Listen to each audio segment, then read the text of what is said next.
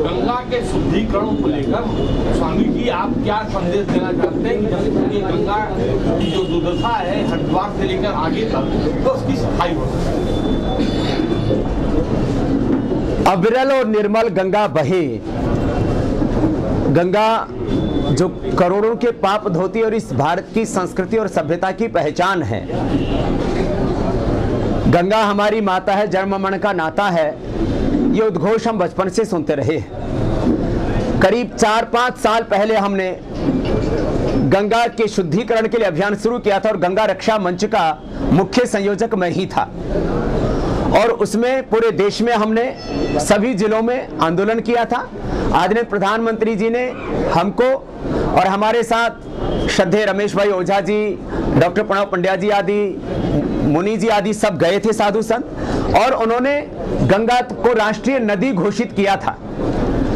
उसके ऊपर हजारों करोड़ का बजट भी पास किया था, लेकिन बाद में हमको बाईपास कर दिया गवर्नमेंट ने। तो हम गवर्नमेंट के उस आगे के बजट का सदुपयोग हो उस दिशा में काम न कर पाए, और साधु संतों में भी और सामाजिक संगठनों में भी होड़ लग गई एक दूसरे में श्रेय लेने की।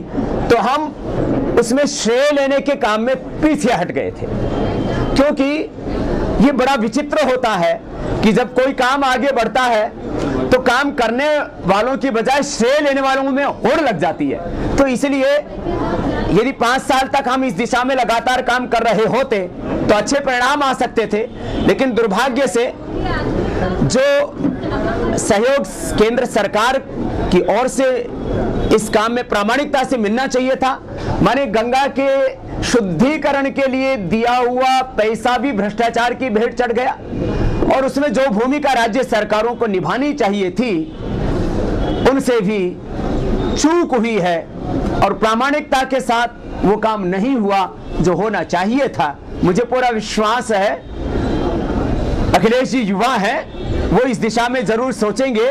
राजनीतिक बयानबाजी कुछ भी हो, लेकिन गंगा जो है वो कोई राजनीतिक मुद्दा नहीं, वो इस देश का सांस्कृतिक मुद्दा है और वो करोड़ों लोगों की आस्थाओं का केंद्र है। इसलिए उसके ऊपर काम सबको प्रामाणिकता से करना चाहिए।